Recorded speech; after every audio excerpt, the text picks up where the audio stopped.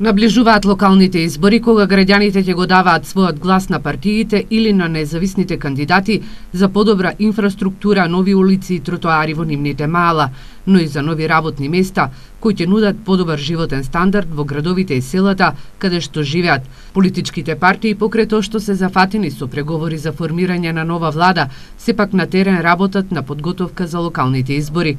Се мери рейтингот на одредени кандидати кои веќе конкурирале на огласите на собствените партии, но се пуштаат и пробни балони за да се види и слушни што мисле јавноста за одредени личности. Граѓаните кои што денеска ги анкетираше Ирис телевизија велат дека од новите градоначалници бараат да бидат менаџери, а не да бидат водени од интересите на партијата која што ги кандидирала. Не партиски, да биде за сите, а не само за него. Што мисли за народот, не за џеп. За сите не партиски.